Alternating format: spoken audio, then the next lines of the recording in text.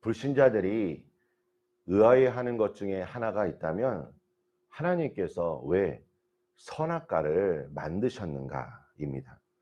우리 성도님들은 어떻게 생각하십니까? 제가 어렸을 때 저도 이것이 매우 궁금해서 목사님께 한번 이 질문을 하였습니다. 그때 목사님의 답변이 어떠하였냐면 우리는 하나님을 사랑하는지 잘 모른다는 것입니다. 그래서 내가 하나님의 명령에 순종하였을 때 내가 하나님을 경외하고 하나님을 사랑하는구나고 알 수 있다는 것입니다. 요한복음 14장 21절에 보면 나의 계명을 지키는 자라야 나를 사랑하는 자니 나를 사랑하는 자는 내 아버지께 사랑을 받을 것이요 나도 그를 사랑하여 그에게 나를 나타내리라고 말씀합니다. 저는 오늘 이 선악과에 대해서 조금 더 우리 성도님들에게 말씀을 드리고자 합니다. 하나님께서 선악과를 만드신 목적은 사람이 스스로를 신으로 여기지 못하도록 하기 위함입니다. 제가 이 시간 잠깐 좀 설명을 드리면 한번 저를 바라보시면 여기에 이제 하나님이 계시고 또 우리 천지를 창조한 과정 중에 사람이 그 밑에 있고 그 다음에 다른 피조물이 있습니다. 하나님의 시각에서 바라보는 것과 피조물에서 바라보는 시각이 있습니다. 하나님과 인간 사이에 있는 이 선, 이것은 하나님의 시각이죠. 그러니까 하나님의 시각에서 봤을 때는 하나님은 창조주이시고 우리는 피조물이라는 것입니다. 근데 인간과 다른 피조물 사이에 어떤 하나의 선이 있는데 이 선은 어떤 것입니까? 왜 우리가 존귀한 자입니까? 하나님의 형상대로 창조하였기 때문입니다. 그렇기 때문에 다른 피조물의 기준에서 봤을 때는 그러니까 이 아래에서 위를 바라봤을 때는 어때요? 하나님과 인간이 지금 하나님의 형상을 공유하고 있다는 것입니다. 그래서 사람들이 이 아래의 시각에서 바라봤을 때는 어떠한 착각을 할 수 있냐면 내가 하나님과 동등된 자라고 착각할 수 있다는 것입니다. 우리 창세기 3장에 보면 뱀이 하와를 유혹할 때 어떻게 합니까? 선악과를 먹을 때 하나님처럼 될 수 있다라고 얘기합니다. 그러니까 이것이 바로 사탄이 아담과 하와를 유혹한 장면이라는 것입니다.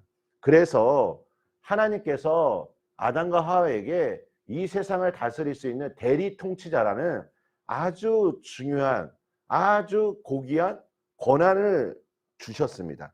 그런데 어떠한 만약에 한계가 주어지지 않는다면 자기 자신을 하나님처럼 생각하며 살아가게 될 것입니다.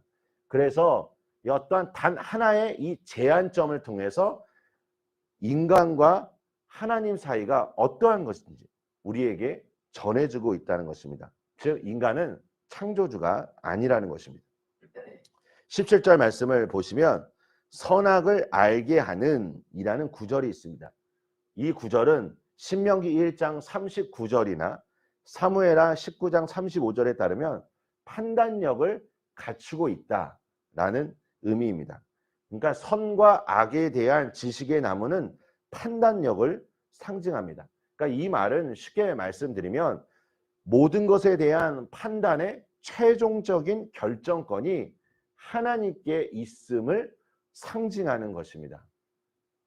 우리가 창조의 기사를 보면 창세기 1장 1절부터 이제 하나님께서 이 세상을 어떻게 창조하셨는지 전하고 있습니다. 거기서 나오는 주제가 무엇입니까? 핵심적인 내용은 바로 하나님의 주권입니다. 하나님은 말씀을 따라 세상을 창조하셨습니다. 창조 기사를 통해 하나님의 전지하심, 전능하심을 우리는 발견할 수 있습니다. 그래서 여기서 우리에게 던지는 이 성경이 우리에게 주는 질문이 무엇이냐면 하나님께서 우리에게 보여주신 이 절대적인 선을, 즉 하나님의 주권을 우리는 과연 받아들이고 그것을 인정하고 그것을 주님 앞에 맡기고 또 순종하고 있는가입니다.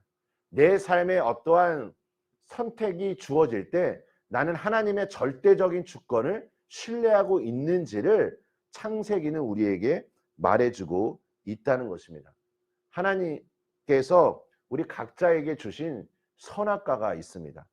우리는 이 삶을 살면서 하나님의 이 절대적인 섭리, 그 하나님의 어떠한 인도하심을 신뢰하며 내 삶을 내가 이끄는 것이 아니라 나는 하나님의 피조물이요, 또 하나님을 전적으로 의지해야 할 수밖에 없는 존재임을 알고 내 삶의 모든 주권을 주님 앞에 맡겨드리는 것이 이 선악과를 통해 우리에게 전해주고자 하는 메시지라는 것입니다.